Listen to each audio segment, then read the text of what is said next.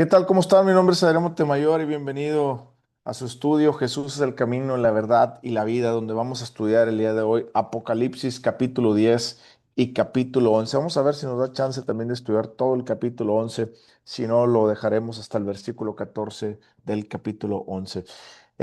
Hoy no voy a dar voy a dar más bien una muy breve introducción porque tenemos muchos temas que recorrer a través de estos dos capítulos, pero siempre es importante dar un poquito digámoslo, de ir hacia atrás para poder recapitular un poquito. La Biblia nos enseña que el libro de Apocalipsis es un libro que nosotros tenemos que estudiar siendo cristianos, es un libro que nosotros tenemos que conocer porque es un libro que está hecho para los últimos tiempos y estamos en los últimos tiempos. Es decir, nosotros, la iglesia el día de hoy, es la iglesia, somos los que deberíamos estudiar más el libro de Apocalipsis, porque el libro de Apocalipsis nos enseña lo que el plan de Dios en sus últimos tiempos, para que nada nos agarre de imprevisto y para que todo lo que vayamos a ver, nada nos asuste, sino que al contrario cumplamos con nuestro trabajo. ¿Cuál es nuestro trabajo? Déjame decírtelo. Si tú eres un cristiano verdadero que está caminando con el Señor y que ha aprendido a negarse a sí mismo, tomar su cruz y seguir a Jesús, déjame decirte que tú tienes una tarea y la tarea es prepararte para estos últimos tiempos, para predicar la palabra a tiempo y fuera de tiempo. Es decir, nuestra tarea es estar preparados para formar el ejército de Dios que va a salir a salvar a millones y a millones de personas antes de que vengan los últimos acontecimientos. ¿Ok? Pues bueno, en el capítulo 1 de Apocalipsis está la revelación de Jesucristo. Se le aparece Jesucristo a Juan y le dice: yo soy el alfa y el omega. Es decir, está diciendo quién es el que va a dar la revelación. No está diciendo que es un ángel, no está diciendo que es un profeta, está diciendo el mismo Jesucristo, que es el alfa y el omega, te está dando esta revelación, Juan. Y Jesucristo primero le da una revelación acerca de las 7 iglesias que había en aquel entonces, que también sirven para nosotros porque tienen un mensaje atemporal. ¿Qué significa temporal? Que ese mensaje nos sirvió a las iglesias en su momento y nos sirve hoy en día también. Entonces, son 7 iglesias y a las 7 iglesias les dice, bueno, a 6 de ellas les reprende y les dice: te falta una cosa. Solamente una iglesia, la iglesia de la iglesia de Filadelfia, no le reprende, sino que le anima a seguir. ¿Qué quiere decir esto? Bueno, que el capítulo 2 y el capítulo 3, Jesús primero quiere acomodar a su iglesia. ¿Por qué la quiere acomodar? Porque el juicio empieza por nuestra casa. ¿Qué significa eso? Significa que antes de que venga el juicio de Dios, Dios está hablando para ordenar a su iglesia. Te recomiendo leer el capítulo 2 y capítulo 3 de Apocalipsis para que tú puedas conocer y saber si estás caminando en la verdad de la palabra de Dios, porque tal vez tú puedes ser una iglesia como la iglesia de Sardis, que la iglesia se jactaba de estar viva, pero Jesús les dijo: no estás vivo, tú te crees que estás vivo, pero estás muerto, tu relación espiritual está muerta conmigo.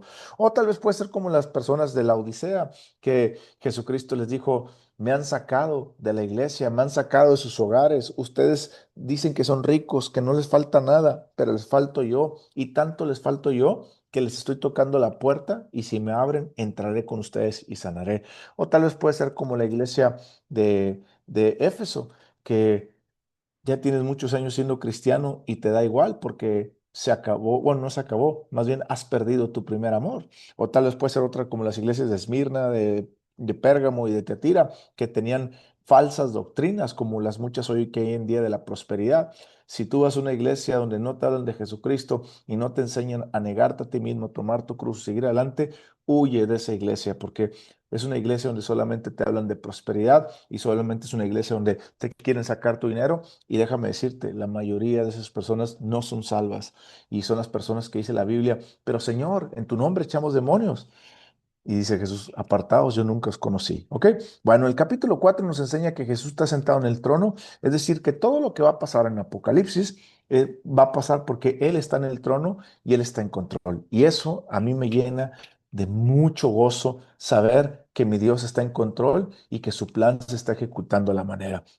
Después, en el capítulo 5 se nos enseña que hay un plan establecido a lo largo del principio de la creación hasta el fin de la creación. Y ese librito nadie lo puede abrir porque nadie puede conocer ese plan solamente Dios. Y por eso la Biblia dice que no se encontraba ningún digno, que el único digno fue Jesucristo y que no fue un ángel, como dicen los testigos de Jehová, sino fue el mismísimo Dios que se hizo hombre y caminó entre nosotros y vivió una vida santa y murió por nuestros pecados. Fue el único que a través del sacrificio que él hizo pudo abrir ese librito para que se terminara la fase de la tierra. ¿Qué quiere decir eso? Es decir, Jesús cuando murió por nosotros dijo, todo está hecho. Y al decir todo está hecho, ahí se le dio la autoridad a Jesús de abrir ese libro, que después lo vemos aquí en Apocalipsis, que pasó y lo abrió los siete sellos porque perdón, porque el sacrificio de Jesús fue acepto al Padre,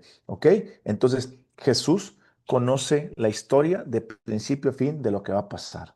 Después, en el capítulo 6 vemos, hay que entender para entender lo que va a pasar en el Apocalipsis, hay que dividirlo en tres fases. Primero, son los siete sellos, que son juicios de Dios, pero que no mueren personas, que son juicios de Dios. Por ejemplo, en el primer sello sale el anticristo y se va revelando el anticristo y nos está mostrando cómo el anticristo va a tomar poder y cómo el anticristo va a hacer un poco de guerra para tener control y dominio y todo ese tipo de cosas, ¿ok? Después de los sellos vienen las siete trompetas, que son juicios de Dios, donde no muere nadie hasta la sexta trompeta. Y no mueren los cristianos. Los cristianos no mueren porque ahí en la sexta trompeta se les dice que no dañen a los sellados de Dios, solamente a los moradores de la tierra.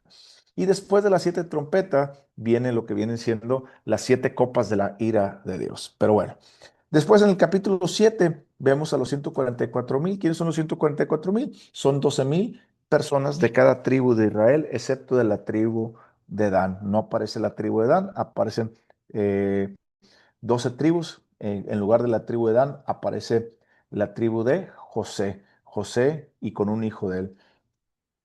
Hay que recordar que perdón, hay que recordar que son 12 tribus porque quitas a José y los dos hijos de José representaban a José. ¿Ok? Bueno, vamos al capítulo 8 y en el capítulo 8 vemos donde están perdón, en el capítulo 8 sí, vemos donde está el séptimo sello. Después en el séptimo sello, se abre el séptimo sello y al abrir el séptimo sello aparecen siete trompetas. Y en esas trompetas nos quedamos más bien en la séptima trompeta. Pero antes de la séptima trompeta nos vamos a topar con el capítulo 10 porque la séptima trompeta la vamos a encontrar en el capítulo 11. ¿Qué quiere decir eso? Quiere decir que antes de que venga un juicio más grande, porque la Biblia dice que las últimas tres trompetas son tres ay, ay, ay. ¿Qué significa ay, ay, ay? Significa que es un juicio que Dios está marcando y que va a ser duro ese juicio, ¿ok?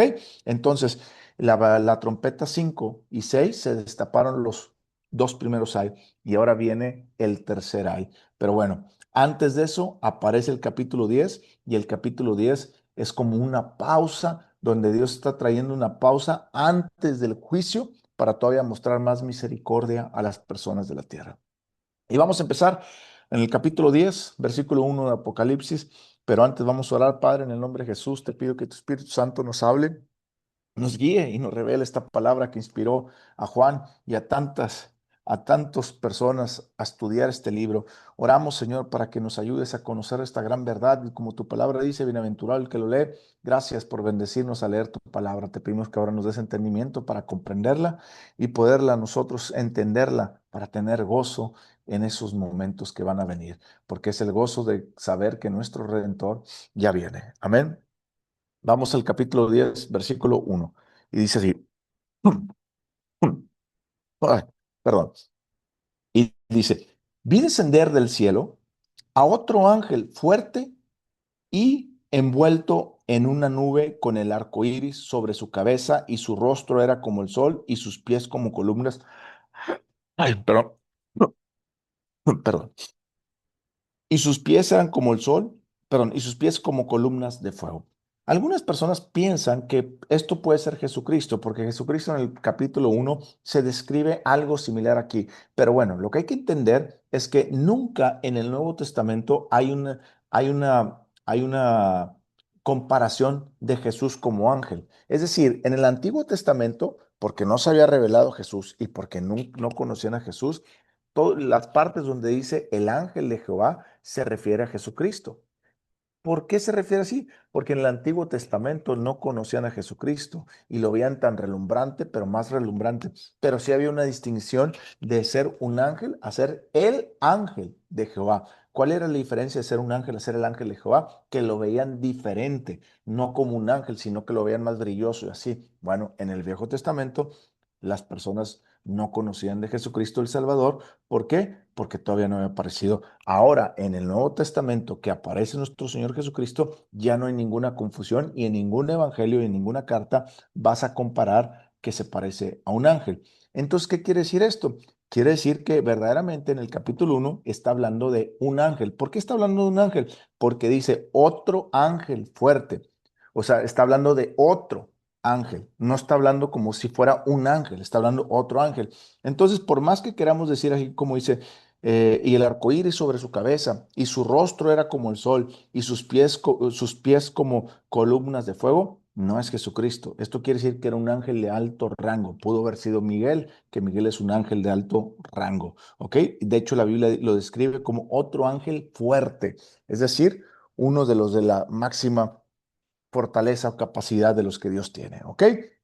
Entonces, ¿qué significa que bajó otro ángel?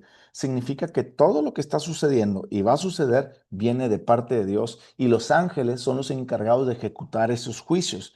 Es decir, ¿qué significa que un ángel esté ejecutando ese juicio? Significa que todo lo que va a pasar no es porque Satanás quiere que pase o porque Satanás es muy fregón, sino está pasando porque Dios así lo pensó y así lo planeó y sus ángeles están encargados de vigilar que todo eso suceda tal cual Dios lo planeó y lo pensó. Y eso nos hace creer, eso nos hace estar de gozo, porque eso significa que el plan de Dios se va a ejecutar al pie de la letra.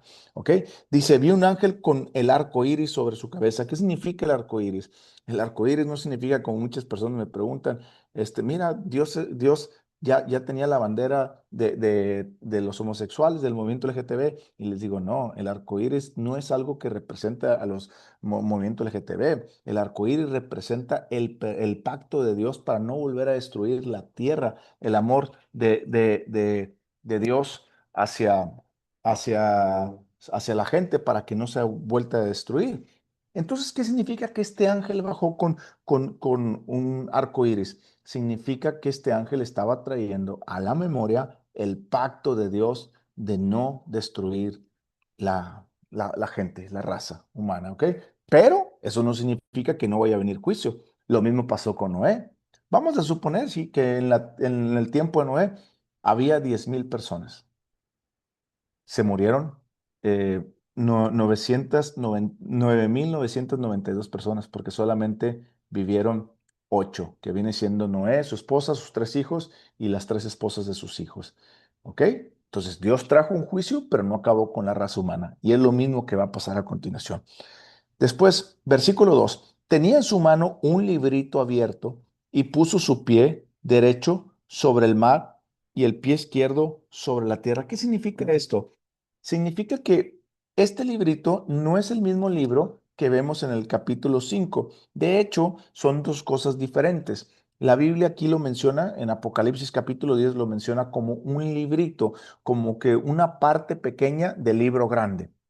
Es decir, no es el libro que traía el apóstol, pero no es el libro que traía el Cordero que abrió, sino que es otro librito. ¿Y qué tiene que ver que sea un librito? Bueno, hay que recordar que cuando la Biblia menciona cosas, no las menciona por mencionar, ni las menciona porque se les fue un librito. ¿Y qué diferencia entre un libro y un librito? Bueno, eso es lo que tenemos que buscar. Un librito es una parte resumida o una parte menor de lo que contiene el libro, por así decirlo. Es decir, la Biblia nos dice, la Biblia es, todo el complemento son varios libros, 66 libros, pero si yo tomo un librito, la carta de los romanos, pues es un librito, es una parte, ¿cierto? Bueno, aquí este ángel se le fue dado un librito. ¿Para qué se le fue dado un librito? Porque Dios le está diciendo, vas a cumplir al pie de la letra lo que dice este libro. Es decir, todo lo que va a pasar en este capítulo 10 y 11 de Apocalipsis y lo que sigue es porque Dios quiere que pase y porque Dios está en control. Así es que no te dé miedo la etapa del Apocalipsis porque Dios está en control. ¿Ok? Y la parte final del 2 dice, y puso su pie derecho sobre el mar y el izquierdo sobre la tierra. ¿Qué significa eso? Que era un ángel que tenía dominio sobre las cosas de la tierra. Es decir, la Biblia nos menciona que los ángeles de Dios son los ángeles que están encargados, muchos, hay ángeles de diferentes tamaños y formas, y hay ángeles que están encargados de los vientos, hay ángeles que están encargados de las aguas y así. ¿Por qué? Porque Dios hizo todo con sabiduría. ¿Qué significa con sabiduría? Que Dios hizo con principios, con leyes. Toda la tierra y todo lo que Dios creó se mueve con principios, con reglas, con leyes. Y los ángeles son los encargados de que esas leyes se cumplan. Versículo 3. Y clamó a gran voz como ruge un león. Y cuando hubo clamado, 7 truenos emitieron sus voces. Muchas personas dicen, pero ruge como un león. Entonces, ¿ves que es Jesucristo? No, aquí dice, ruge como un león. Así como cuando 1 Pedro capítulo 5 versículo 8 dice que Satanás anda como león buscando a quien devorar. No un león, sino es como león. Jesús no es como león, Jesús es el león de la tribu de Judá y este ángel ruge como león, es decir, no es león. Cuando hubo clamado, 7 truenos emitieron sus voces. ¿Qué son 7 truenos? Te recomiendo que vayas, anota esta cita bíblica, Salmos capítulo 29, versículo 3 a 9. Después te vas a dar cuenta qué significa eso. Te lo voy a explicar grandemente. En Salmos capítulo 29, versículo 3 a 9, se menciona que 7 veces se menciona la voz de Dios como trueno. ¿Ok? Después lo puedes estudiar. Acuérdate que este estudio que estamos haciendo de Apocalipsis no es un estudio profundo. ¿Por qué? Porque lo estamos haciendo de etapa de iniciación para todas aquellas personas que están leyendo por primera vez Apocalipsis, ¿ok? Pero aquellas personas que les gusta indagar un poquito más, métanse a estudiar Salmos 29, versículo 3 al 9. Y si te fijas, dice, 7 truenos emitieron sus voces. En Salmos 29 vas a encontrar 7 veces que dice la palabra, la voz de Dios como trueno. Y luego estudias para que te des cuenta de eso, ¿ok? Versículo 4. Cuando los 7 truenos hubieron emitido sus voces. Yo iba a escribir, pero oí una voz del cielo que me decía, sella las cosas que los 7 truenos han dicho y no las escribas. Aquí vamos a encontrar 2 cositas, 3 cositas. Primero, Juan iba a escribir. ¿Qué significa que Juan iba a escribir? Significa que Juan estaba recibiendo la revelación y estaba escribiendo al momento todo. Juan no dejó nada para después. Eso significa que todo lo que está escrito en el Apocalipsis es, digamos, lo que el recuento de una revelación que se le fue dada y que en su momento fue escrita. Es decir, no hay un periodo de pausa para que no se haya escrito y se le haya olvidado algo a Juan. Segundo, le dice ahí, pero oí una voz del cielo. ¿Quién es esa voz? La voz de Dios. Dios le habló a Juan y le dijo, Juan, no escribas lo siguiente. ¿Qué significa? ¿Por qué Dios primero le está diciendo que escriba y está escribiendo la revelación y luego le dice, no, no escribas eso, para ahí? Bueno, Dios nos revela en el Apocalipsis las cosas que van a pasar, pero hay ciertas cositas que Dios se las está guardando para los últimos momentos, que esas ciertas cositas, a mi punto de ver, este es Adrián Montemayor, no creo que sean tan drásticas o tan importantes, porque si fueran importantes y nosotros nos las perderíamos, entonces no tendríamos dirección de la revelación. Es decir, te voy a explicar. Si fuera algo importante que a lo mejor dice, no escribas esto y a lo mejor lo que nos perdimos es una aparición de nuestro Señor Jesucristo que supuestamente iba a venir, pues no la perdimos, porque no dice la Biblia. Pero como la Biblia no menciona eso, y sí nos menciona todo el Apocalipsis completo, pero hay ciertos detalles que Dios no quiere que sepamos esos detalles, pero son detalles, no es el plato principal, es lo que quiero que entiendas, ¿ok? Entonces aquí Dios le dijo, Juan, sella eso. Versículo 5. Y el ángel que vi en pie sobre el mar y sobre la tierra, se levantó su mano al cielo y juró. Levantar la mano al cielo era para jurar, era señal de que está jurando. ¿Y qué va a jurar el ángel? Versículo 6. Juro y juró por el que vive por los siglos de los siglos. Esto es de referencia a Dios, que creó el cielo y las cosas que están en la tierra y las cosas que están en ella y en el mar y las cosas que están en ella y perdón, que el tiempo no sería más. Ok, aquí no menciona la palabra Dios, pero está haciendo referencia a Dios, porque Dios es el único creador de todas las cosas, ¿ok? Pero ¿qué está diciendo? Está diciendo que Él jura que el tiempo no va a ser más. ¿Qué tiempo está hablando? Bueno, ¿se acuerdan atrás cuando leímos en Apocalipsis capítulo 6 que los santos clamaban a Dios y le decían, Señor, ¿hasta cuándo nos vas a hacer justicia? ¿Hasta cuándo nos vas a hacer justicia? ¿Verdad? Y les dijo, perdón, creo que es el capítulo 4, y que le decían, ¿hasta cuándo nos vas a hacer justicia? Y que decía Dios, todavía no es tiempo, espérense. Bueno, esto que está diciendo aquí, está diciendo que el ángel poderoso que bajó a la tierra y que tiene dominio sobre la tierra, porque Dios se lo permitió tener ese dominio, eh, ¿qué quiere decir eso? Quiere decir que ese ángel que bajó a la tierra y que tenía ese poder o ese dominio, está diciendo que ahora se va a cumplir la sentencia o el juicio contra los moradores de la tierra. Ojo, cuando se habla la palabra moradores de la tierra no se refiere a los cristianos verdaderos, se refiere a la gente que vive sin Dios, ¿ok? Entonces, ¿qué juró el ángel que iba a hacer? Que el tiempo no sería más. ¿Qué significa que el tiempo no sería más? Que Él tiene que traer ejecución lo que va a pasar. ¿Y qué va a pasar? Bueno, pues vamos a ver lo que viene, que son las 7 copas de la ira de Dios, que eso es donde se va a derramar la grande ira de Dios. ¿Ok?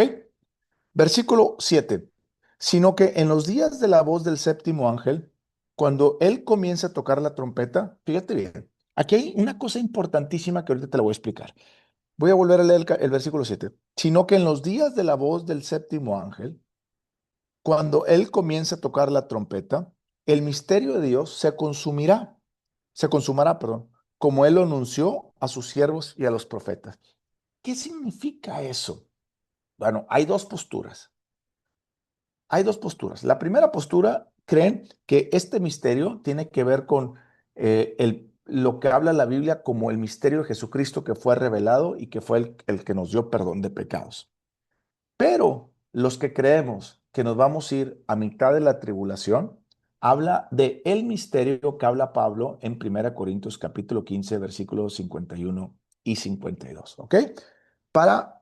Antes de ir a Pablo, 1 Corintios capítulo 15, versículos 51 y 52, te tengo que explicar lo que siempre explico, las tres teorías. Hay tres teorías del rapto de la iglesia. Unos piensan que se van a ir antes de la tribulación, que viene siendo eso en el capítulo 6. Otros pensamos que nos vamos a ir en medio de la tribulación. Eso es lo que yo personalmente pienso, que eso va a ocurrir en el versículo 15 del capítulo 11.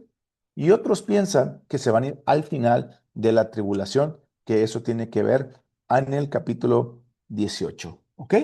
Bueno, yo no sé de cuál parte de la doctrina tú estás más enfocado. Yo creo que nos vamos a ir en medio de la tribulación. ¿Por qué? Voy a volver a leer el versículo 7. Sino que en los días de la voz del séptimo ángel, ¿cuál es el séptimo ángel? Lo que vamos a ver en el capítulo 11, versículo 15. Es decir, todavía no lo estamos viendo. Cuando Él comienza a tocar la trompeta, el misterio de Dios se consumará, como Él lo anunció a sus siervos de los profetas. ¿De qué misterio está hablando? Voy a hacer una pequeña pausa y en 1 Corintios, ahí anótenlo ustedes si quieren para que no se muevan tanto porque me muevo muy rápido, gracias a Dios en esto de la Biblia. Dice ahí, he aquí, en el capítulo 15 de 1 Corintios, versículos 51 y 52, gracias al Espíritu Santo. Dice, he aquí, os digo un misterio. Misma palabra misterio que aparece en Apocalipsis 10, versículo 7, que dice, sino que en los días de la voz del séptimo ángel, cuando él comience a tocar la trompeta, el misterio de Dios se revelará. ¿Qué misterio se va a revelar? 1 Corintios capítulo 15, versículo 51. He aquí os digo un misterio. No todos dormiremos, pero todos seremos transformados en un momento, en un abrir y cerrar de ojos, al final de la trompeta, porque se tocará la trompeta. Si son 7 trompetas, ¿cuál es la última trompeta? ¿La final? Pues la séptima. ¿Me están entendiendo? y los muertos serán resucitados incorruptibles y nosotros seremos transformados. Es decir, por estos versículos que hablan claramente acerca de cuándo la iglesia se va a ir con el Señor, yo creo que nos vamos a ir en medio de la tribulación. Tal vez tú me dices, "Adrián, no, yo creo que me voy a ir antes, está bien, no pasa nada. ¿Sí me explico? Pero escucha de todos modos esta doctrina para que puedas tener argumentos y después estudiarlos, ¿ok? Bueno, versículo 8. La voz que oí del cielo habló otra vez conmigo y me dijo, ve y toma el librito que está abierto en la mano del ángel que está en pie sobre el mar y sobre la tierra. Hay que recordar que el ángel llegó, puso dos pies, uno en la tierra y uno en el mar, juró por el Señor por el que vive que el tiempo no iba a ser más, pero tenía un librito, ¿ok? Y luego Dios le dice a Juan, ve por ese libro y dice, versículo 9. Y fue, y fui al ángel diciéndole que me diese el librito. Y me dijo, toma y cómelo.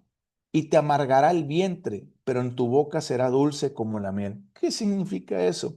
Bueno, vamos a suponer que aquí traigo este librito como ¿qué se puede decir? Como un pan, se lo come y como está bien azucarado, sabe muy rico, pero como tiene pura porquería por dentro el pan de desechos tóxicos o lo que tú quieras, adentro mi estómago no lo va a poder procesar.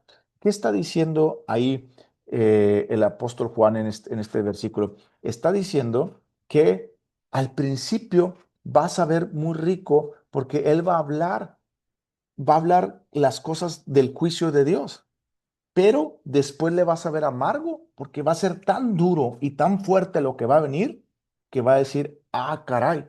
¿Sí me explico? Juan está esperando la justicia de Dios y la venida de Jesucristo. Y eso es lo que le va a saber dulce o lo que le sabe dulce. Pero después, al ver todo lo que tiene que pasar, que eso es lo que va a pasar en las copas de la ira de Dios. ¿Cuándo va a pasar las copas de la ira de Dios? Bueno, las copas de la ira de Dios comienzan en el capítulo 16 y apenas vamos en el capítulo 10, así es que paciencia, todavía nos falta. ¿Ok? Versículo 10. Entonces tomé el libro de la mano del ángel y lo comí. Y era dulce en mi boca como la miel, pero cuando lo hube comido, amargo en mi vientre. Es decir, cuando me di cuenta todo el juicio de Dios, me supo amargo, porque son cosas difíciles de procesar. Versículo 11. Y él me dijo, es necesario que profetices otra vez sobre muchos pueblos, naciones, lenguas y reyes. ¿Qué significa que Juan va a profetizar? ¿Significa que va a volver a venir y profetizar? No, significa que lo que él va a escribir en este libro lo tendría que copiar y mandar a muchos lados y como hoy en día estamos escuchando la profecía, porque así se llama profecía de Apocalipsis. Entonces, eso es lo que quería decir el ángel. Vamos al capítulo 11. Vamos a ver si logramos avanzar hasta el capítulo 14, ¿ok? En el capítulo 11 vemos, hace Dios una pausa. Estábamos en las siete trompetas, pero en la sexta trompeta hizo una pausa. Viene el capítulo 10 y nos habla acerca de un librito pequeño y nos empieza a hablar de ese librito. Y luego parece que la atención se desvía. No es que se desvíe. Lo que pasa es que Dios está trayéndole a Juan antes de la séptima trompeta, le está trayendo una revelación a Juan de lo que ese pequeño libro contenía, que es la copas de la ira de Dios, de lo que va a venir más adelante. ¿Ok? Después vamos a ver que aparecen dos testigos. Y es otra pausa antes de la séptima trompeta. Fíjate lo que dice el versículo 1. Entonces me fue dada una caña semejante a una vara de medir. Acuérdense que está hablando Juan. En el original no está dividido en versículos ni en capítulos, entonces sigue corrido.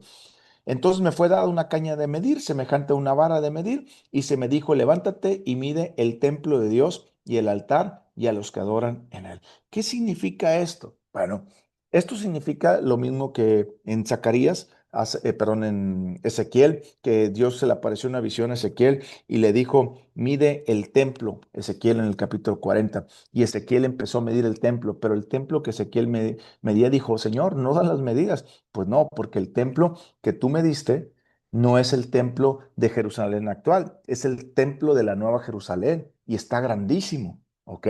Bueno, Aquí este templo que Juan está midiendo no es el templo, ni el primer templo, ni es el segundo templo. ¿Por qué? Porque esos ya fueron destruidos. Entonces, ¿qué está midiendo Juan aquí? Está midiendo el tercer templo. Es decir, aquí es donde empieza que el templo ya está construido. Si vemos en el capítulo 6, empezó el anticristo. Del capítulo 6 en adelante se ve el anticristo, ¿ok? La mayoría de los teólogos creen que cuando el anticristo se instale en el poder, van a empezar los 7 años del Apocalipsis, ¿ok? Y a partir de esos 7 años, el anticristo, como va a ser una mezcla de judío y de musulmán, y como él va a ser el único señor de la tierra, pues va a crear algo para que puedan hacer el templo en Jerusalén. Es decir, ahorita no lo pueden hacer. ¿Por qué? Porque donde debería ir el templo está la gran, no me acuerdo, la gran, se me olvidó cómo se llama em, la cosa sagrada que tienen los musulmanes ellos ahí.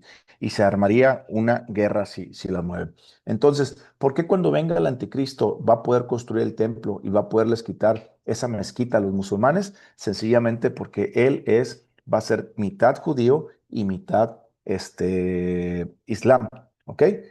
Pero después, más adelante, dice la Biblia que ya no cree en ningún Dios y Él es su propio Dios. Pero bueno, entonces este anticristo, lo que va a hacer el anticristo es, va a darle que cree en el templo, que cree en el templo, eh, eh, que creen en el templo, los judíos, y lo van a crear. Ahorita, muchos judíos, ya ahorita los judíos, déjame decirte cómo van avanzados. Bueno, los judíos hoy en día ya están tan avanzados que tienen todo el templo terminado, ya tienen todos los utensilios acabados, ya tienen todos los platos, ya tienen todas las charolas que se necesitan, réplicas de como fueron anteriormente. Ya también tiene sacerdotes de la tribu de Leví que les están enseñando a cómo ministrar, y no solamente cómo ministrar, sino cómo sacrificar. Ya tienen a las famosas vacas rojas también, ya tienen todo. Es más, ellos ya quieren empezar los sacrificios, pero no pueden subir al monte porque el día que suban, pongan un pie en ese monte, se arma la guerra contra los musulmanes. ¿Ok? Pero bueno, entonces, aquí qué está diciendo que va a haber un templo. Es decir, en la visión que tuvo Juan, está viendo el tercer templo. ¿Ok? Y al ver el tercer templo, significa que lo construyeron. ¿Ok? Bueno, entonces va a haber una construcción de el tercer templo. Después dice el versículo 2: pero el patio que está fuera del templo, déjalo aparte y no lo midas porque ha sido entregado a los gentiles y ellos hollarán la ciudad santa 42 meses. Voy a explicar esta parte. Eh, Principalmente los estudios marcaban que el templo de Jerusalén estaba por encima de la mezquita la gran Meca, no me acuerdo, algo así, pero bueno, en esa mezquita, ¿ok? Pero los últimos estudios que han hecho más preciso para saber dónde estaba el templo de Dios, ¿por qué no pueden saber dónde estaba el templo de Dios? Porque los romanos, cuando destruyeron Jerusalén en el 70 años después de Cristo, arrasaron con todos los cimientos. Es decir, no hay algo que puedas ver visible dónde estaba el segundo templo en la forma exacta, ¿ok? Bueno, entonces sus primeros estudios de hace muchos años creían que, por decirte una cosa, que el templo debería estar aquí, que donde está el templo es donde está la mezquita. Pero los últimos estudios que ellos tienen han hecho que el templo está un poquito más hacia acá, digámoslo así, más hacia el norte, y la mezquita de ellos no afecta donde está el templo, sino que quedaría donde está el patio. Entonces, esto puede describir correctamente bien lo que dice ahí, porque entonces no sería necesario destruir la mezquita, sino hacer el templo más hacia el norte y el patio es a los gentiles. ¿Qué significa los gentiles? Pues a los musulmanes que están ahí, ¿ok? Bueno, dice, y ha sido entregado a los gentiles y ellos hollarán la ciudad santa 42 meses. ¿Cuántos son 42 meses? Los que no saben de meses, son 3 años y medio, es decir, la mitad de la tribulación. Es decir, aquí vamos a la mitad de la tribulación y a mitad de la tribulación el templo ya está construido, el templo ya está terminado, ya empezaron con los sacrificios, ya tienen todo y a la mitad de la tribulación va a pasar esto que va a pasar. Versículo 3: y daré a mis dos testigos que profeticen por 1260 días vestidos de silicio. ¿Saben cuántos son 1260 días? Pues son los 3 años y medio. Pero ¿por qué habla primero de 42 meses y luego habla de días? Bueno, porque Dios cuando habla de días nos está llevando a un periodo de tiempo de día por día. Es decir, aquí está diciendo, daré a mis dos testigos que profeticen 1260 días vestidos de silicio. ¿Qué significa eso? Primero, va a haber dos testigos que estén ahí. ¿Qué significa que sean dos testigos? Dos testigos de Dios, dando testimonio. ¿De qué van a dar testimonio? Van a estar dando testimonio y dice, y mis dos testigos que profeticen. Van a profetizar. ¿Qué van a profetizar? Si la Biblia dice que ya no hay nada por profetizar, van a profetizar la última parte del Apocalipsis, que Cristo va a venir, que Cristo es el Mesías, que el anticristo ese no es el Mesías, porque cuando el anticristo aparezca como Mesías, y quiera ayudarles a los judíos a construir el templo, los judíos van a pensar que es su Mesías, ¿ok? Entonces, estos dos testigos van a venir para decirles, ustedes están equivocados, su anticristo no es el Mesías, sino Cristo Rey. Pero no solamente eso, sino que estos dos testigos también van a estar predicando la palabra de Dios. ¿Por qué va a estar predicando la palabra? Porque nosotros, la iglesia, nos vamos a ir inmediatamente y alguien se tiene que quedar predicando la palabra y esos van a ser los dos testigos, ¿ok? Bueno, dice, y daré a mis dos testigos que profeticen por 1260 días vestidos de silicio. ¿Qué significa el silicio? De arrepentimiento.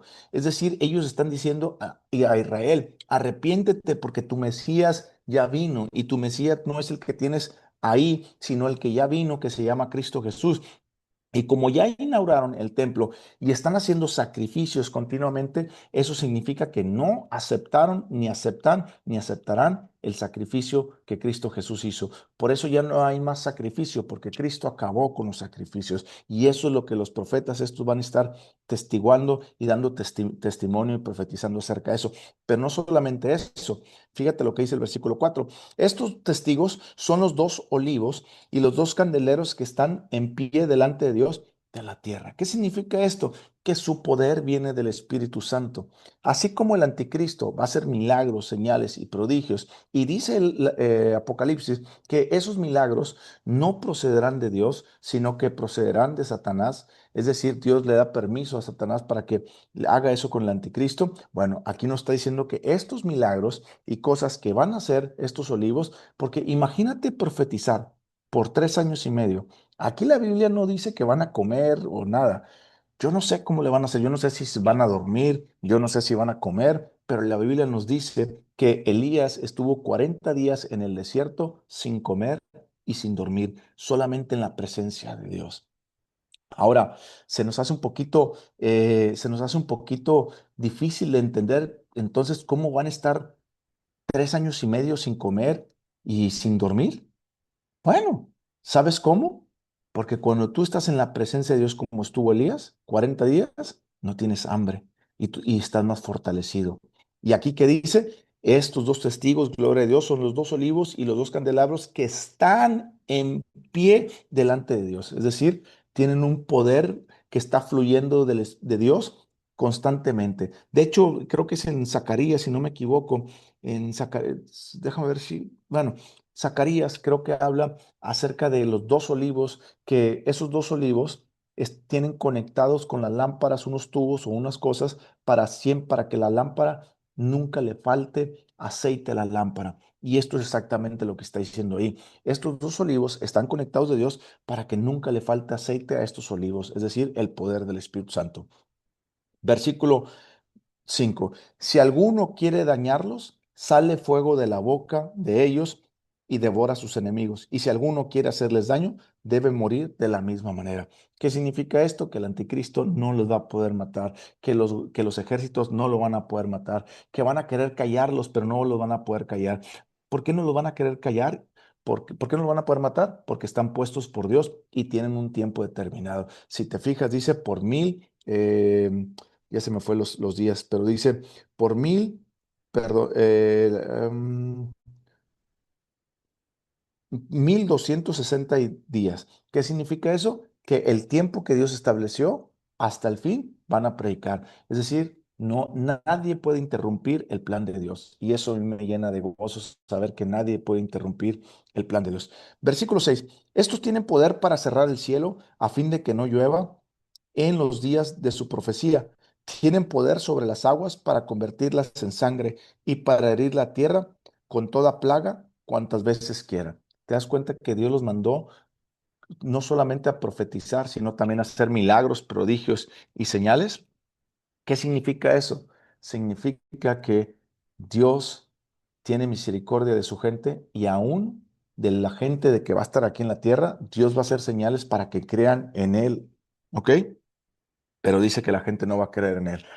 Después, ¿quiénes son estos dos testigos? Bueno, todo lo que podamos afirmar de quiénes son estos dos testigos son especulaciones, porque la Biblia no lo dice. Por ejemplo, como dice que van a hacer que el agua se convierta en sangre y descender fuego.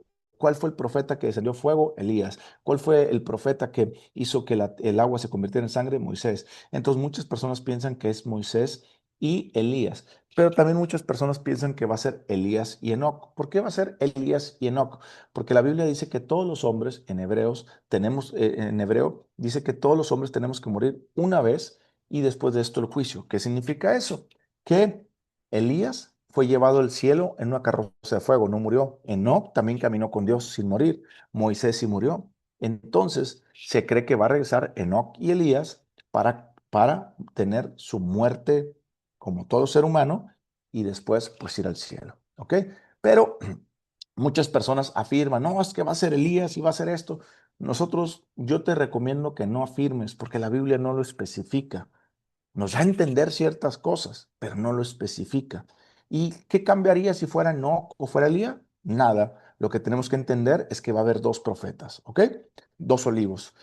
Versículo 7. Cuando hayan acabado su testimonio, te das cuenta, cuando hayan acabado su testimonio, no antes. Es decir, el plan de Dios se cumple. Dios también tiene un plan para tu vida y el plan de Dios se va a cumplir en tu vida si tú tienes fe y le obedeces a Dios. Y nada va a poder impedirte que cumplas el plan de Dios si tú verdaderamente le crees a Dios. Dice el versículo 7, cuando hayan acabado su testimonio, la bestia que sube del abismo hará guerra contra ellos y los vencerá y los matará. ¿Quién es la bestia? Después vamos a hablar de la bestia en el capítulo 13, pero la bestia es el anticristo. Dice, y en otra palabra puede ser, y cuando haya acabado su testimonio, el anticristo que sube del abismo hará guerra contra ellos y los vencerá y los matará. ¿Por qué hará guerra contra ellos? Porque les hablará claramente y les dirá a los judíos que ese no es el verdadero Mesías, que el verdadero Mesías ya vino y que es Cristo. Entonces el anticristo se va a llenar de rabia y va a querer acabarlo. Versículo 8. Y sus cadáveres estarán en la plaza de la grande ciudad, que en sentido espiritual se llama Sodoma, Egipto, donde también nuestro Señor fue crucificado. Está hablando de Jerusalén. Pero Adrián, ¿por qué dice Sodoma y Egipto? Sodoma significa toda perversión, inmoralidad sexual. Egipto significa toda esclavitud, toda opresión.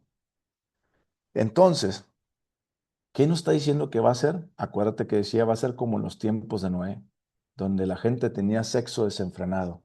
¿Sabes lo que va a pasar la primera semana de junio en Israel? ¿No sabes? Bueno, ve las noticias. En Israel, el, el Estado de Israel está haciendo un evento LGTB a las afueras de Jerusalén, en un desierto grandísimo, donde van a hacer una fiesta rey y están convocando a millones de homosexuales a esa fiesta que va a ser que el gobierno la está llevando a cabo. ¿Te das cuenta? Tal vez ya estamos más cerca de lo que tú te imaginas de la venida de Cristo.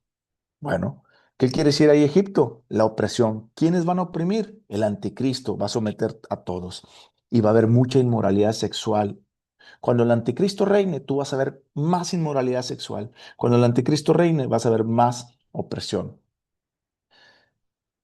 Versículo 9. Y los de los pueblos, perdón, la parte final del 8 dice, donde también nuestro Señor fue crucificado. Aquí Juan nos recuerda que en ese mismo lugar donde Jesús fue crucificado va a haber tal perversión, pero también va a haber gracia para que vuelvan a los brazos del Señor. Por eso Juan menciona ahí donde el Señor fue crucificado, para recordar que siempre hay gracia para aquella persona que se arrepiente. Versículo 9. Y los de los pueblos, tribus, lenguas, naciones verán sus cadáveres por 3 días y medio y no permitirán que sean sepultados. Pues hoy con el internet, cualquier persona que grabe y se va a hacer tendencia viral eso. Es decir, tú puedes estar en México y puedes estar en Timbuktu y puedes estar en un lugar y vas a ver en vivo cómo los matan. ¿Por qué vas a ver cómo los matan? Fíjate lo que dice el versículo 10. Y los moradores de la tierra se regocijarán sobre ellos y se alegrarán y se enviarán regalos unos a otros porque estos dos profetas habían atormentado a los moradores de la tierra. Pero ¿cómo estos dos profetas habían atormentado a los moradores de la tierra? Porque estos dos profetas estaban hablando, arrepiéntanse, ustedes homosexuales, fornicarios, adúlteros, ustedes hacen solamente el mal, arrepiéntanse. ¿Sí me explico? Y eso les está calando a los moradores de la tierra que va a haber un desenfreno de inmoralidad sexual y de drogas también. Lo dice ahí perdón, en Apocalipsis capítulo 9, versículo 20, por ahí lo dice hechicerías, que hechicerías viene la palabra farmacéutica, ¿ok? Que farmacéutica significa las drogas, no las drogas legales, sino todas aquellas como las drogas ilegales y todo ese tipo de cosas, ¿ok? Bueno, entonces dice ahí que esos profetas, que la gente se va a alegrar cuando los maten y se van a mandar regalos y se van a felicitar. Ah, ya murieron estos profetas que anunciaban que el homosexualismo era malo. Ya murieron estos que la poligamia, que el sexo con niños y con esto era malo. ¿Sí me explico? Va a haber una cantidad de pedofilia, va a haber una cantidad de homosexuales, va a haber una cantidad de sexo desenfrenado tan feo que Dios está trayendo misericordia ahí, pero la gente no lo quiere ver. Y como la gente no lo quiere ver, porque no quieren callar sus conciencias de lo malo que están haciendo, prefieren ellos decir, ah, ya se murieron, ya no va a haber nada que nos esté diciendo que estamos haciendo mal y se van a felicitar unos a otros. Pero, versículo 11, después de 3 días y medio, entró en ellos el espíritu de vida. Aquí no está hablando del Espíritu Santo, está hablando del espíritu de soplo de vida, ¿ok? Enviado por Dios. Y se levantaron sobre sus pies y cayó gran temor sobre los que los vieron. Y oyeron una gran voz del cielo que les decía, subid acá. Y subieron al cielo. Y una nube y sus enemigos lo vieron. Es decir, la gente va a decir, ah, caray, revivieron estos. ¿Y cómo revivieron? Y aún la gente, después de ver esos milagros, no se arrepintieron y siguieron pecando y fornicando. Versículo 13. En aquella hora hubo un gran terremoto, así como cuando Cristo murió, hubo un gran terremoto. ¿Sabías que este terremoto es el tercer terremoto que marca la Biblia en Apocalipsis? Bueno, en aquella hubo un gran terremoto y la 10ª parte de la ciudad se derrumbó y por el terremoto murieron en número de 7,000 hombres y los demás se aterrorizaron y dieron gloria al Dios del cielo. El segundo ay ya pasó. He aquí viene el tercer ay y viene pronto. La próxima semana nos vemos para estudiar la séptima trompeta y poder analizar un poquito esa séptima trompeta, qué es lo que abre. La séptima trompeta abre las 7 copas de la ira de Dios, donde ahora entiendes por qué Dios puso dos testigos, porque esos dos testigos van a profetizar casi en los últimos años, porque todavía falta la copa de todo esto, casi en los últimos años o en los últimos años va a profetizar. ¿Qué van a profetizar? Que están viviendo en pecado. ¿Y la iglesia ya no va a estar? No. ¿Por qué la iglesia no va a estar? Porque la iglesia se va en la séptima trompeta. Pero pastor, el versículo 11, el capítulo 11 es antes de la séptima trompeta. Hay que entender que la visión que Dios le dio a Juan sobre el capítulo 10 y 11 no es que es antes, sino es como una pausa a lo que Dios está haciendo de la sexta a la séptima trompeta y está poniendo una visión. Y esa visión puede ser durante ese periodo o antes o después. Eso el Apocalipsis no lo explica, pero más o menos tenemos inicios, porque dice en los dos testigos fiel que van a profetizar por 3 años y medio. ¿Serán los primeros 3 años y medio o los últimos 3 años y medio? Yo personalmente creo que son los últimos 3 años y medio. Y dentro de esos últimos 3 años van a pasar las copas de la ira. Es decir, se quedan profetizando los dos testigos cuando nosotros nos vayamos. Si te das cuenta, hasta la séptima trompeta no muere ningún cristiano. Por eso nos vamos a quedar aquí. ¿Para qué? Para predicar la palabra de Dios. Y tan pronto la iglesia sea arrebatada, los dos testigos bajan para predicar la palabra de Dios. Padre, en el nombre de Cristo Jesús, te damos gracias por la oportunidad de escuchar tu palabra, de poderla entender, analizar un poquito y de poder entender que tenemos que prepararnos porque vienen los últimos tiempos y esos últimos tiempos yo tengo que estar preparado para predicar la palabra. Yo tengo que estar preparado para hablarles a las personas de Cristo. Yo tengo que estar preparado para decirles que en Cristo hay salvación. Señor, usa mi vida. Ya estuvo bueno de jugar al cristiano, ya estuvo bueno de decir que sí lo voy a hacer y no comprometerme. Ya estuvo bueno de enfocarme en vanidades en el mundo. Señor, ten mi juventud, ten mi vejez, ten mi edad, lo que sea de mi edad, tenla, pero quiero vivir para ti, quiero glorificarte, ya no quiero preocuparme por las cosas vanas, no quiero preocuparme por terminar el fin de mes y pagar una renta, la comida, sino quiero ocuparme de ti, quiero ocuparme de predicar tu palabra, quiero ocuparme de llevar las personas a la salvación porque tú ya vienes, Señor. Señor, ayúdame a estar como los dos olivos, conectado a ti. Te lo pido en el nombre de tu Hijo amado Jesús. Amén. ¿Le puedes poner para orar, no?